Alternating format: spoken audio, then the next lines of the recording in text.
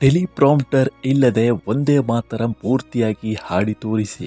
ಮೋದಿ ಶಾ ಜೋಡಿಗೆ ಸಂಜಯ್ ರಾವತ್ ಬಹಿರಂಗ ಸವಾಲು. ಕೇಂದ್ರದ ಆಡಳಿತಾರೂಢ ಬಿಜೆಪಿ ಮತ್ತು ಪ್ರತಿಪಕ್ಷಗಳ ನಡುವೆ ಒಂದೇ ಮಾತರಂ ವಿವಾದ ತೀವ್ರ ಸ್ವರೂಪ ಪಡೆದುಕೊಂಡಿದ್ದು, ಸವಾಲು ಪ್ರತಿ ಸವಾಲುಗಳ ಸರಣಿ ಮುಂದುವರೆದಿದೆ.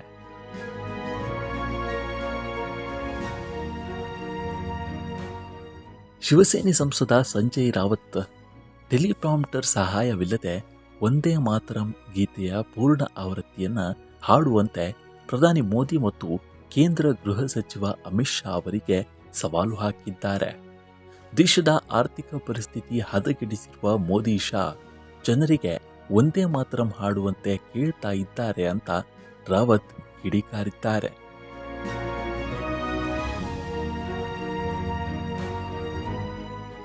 ಒಂದೇ ಮಾತರಂ ಗೀತೆ ವಿವಾದ ಜೋರಾಗಿದ್ದು, ಆಡಳಿತಾರೂಢ ಬಿಜೆಪಿ ಮತ್ತು ಪ್ರತಿಪಕ್ಷಗಳ ನಡುವೆ ವಾದ ವಿವಾದ ಬಿರುಸುಗೊಂಡಿದೆ. ಈ ಕುರಿತು ಮಾತನಾಡಿರುವ ಶಿವಸೇನೆ ರಾಜ್ಯಸಭಾ ಸಂಸದ ಸಂಜಯ್ ರಾವತ್, ಪ್ರಧಾನಿ ನರೇಂದ್ರ ಮೋದಿ ಮತ್ತು ಕೇಂದ್ರ ಗೃಹ ಸಚಿವ ಅಮಿತ್ ಶಾ ಅವರು ಟೆಲಿಪ್ರಾಂಪ್ಟರ್ ಇಲ್ಲದೆ ಒಂದೇ ಮಾತರಂ ಗೀತೆಯ ಪೂರ್ಣ ಆವೃತ್ತಿ ಹಾಡಿ ತೋರಿಸಲಿ ಅಂತ ಸವಾಲು ಎಸೆದಿದ್ದಾರೆ.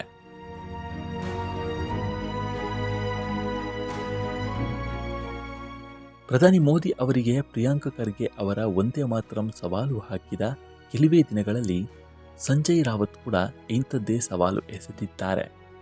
ಕರ್ನಾಟಕದ ಗೃಹ ಸಚಿವರಾಗಿರುವ ಪ್ರಿಯಾಂಕ ಖರ್ಗೆ ಅವರು ಟೆಲಿಪ್ರಾಂಪ್ಟರ್ ಸಹಾಯವಿಲ್ಲದೆ ಮೋದಿ ಮತ್ತು ಶಾ ಇಡೀ ಒಂದೇ ಮಾತರಂ ಹಾಡಿ ತೋರಿಸಲಿ ಅಂತ ಸವಾಲು ಹಾಕಿದ್ರು.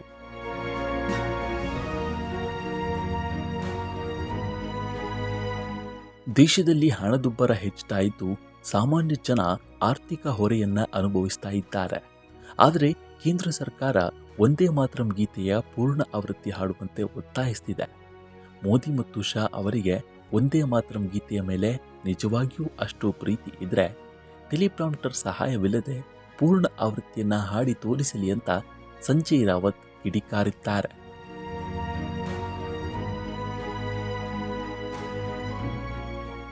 ಪ್ರಧಾನಿ ನರೇಂದ್ರ ಮೋದಿ ಅವರ ಆಡಳಿತದ ಈ 12 ವರ್ಷಗಳ ಅವಧಿಯಲ್ಲಿ ದೇಶದಲ್ಲಿ ಎಲ್ಲವೂ ತುಟ್ಟಿಯಾಗಿದೆ. ಆದರೆ ಸಾವು ಮಾತ್ರ ಅಗ್ಗವಾಗಿದೆ. ಸಕ್ಕರೆ ತಯಾರಿಕೆಗೆ ಬಳಸಲಾಗುವ ಕಬ್ಬಿನ ಪೂರೈಕೆಯು ಈಗ ಸಂಪೂರ್ಣವಾಗಿ ಎಥೆನಾಲ್ ಉತ್ಪಾದನೆಯತ್ತ ತಿರುಗಿಸಲ್ಪಡ್ತಾ ಇದೆ.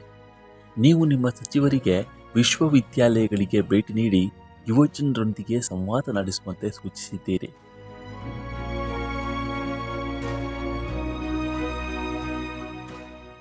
ಆ ಮಕ್ಕಳ ಮನೆಗಳಿಗೆ, ಅವರ ಅಡುಗೆ ಮನೆಗಳಿಗೆ ಹೋಗಿ ಅವರ ತಂದೆ ತಾಯಿಯರೊಂದಿಗೆ ಮಾತನಾಡಿ ಎಂದು ಶಿವಸೇನೆಯ ನಾಯಕ ತರಾಟೆಗೆ ತೆಗೆದುಕೊಂಡಿದ್ದಾರೆ.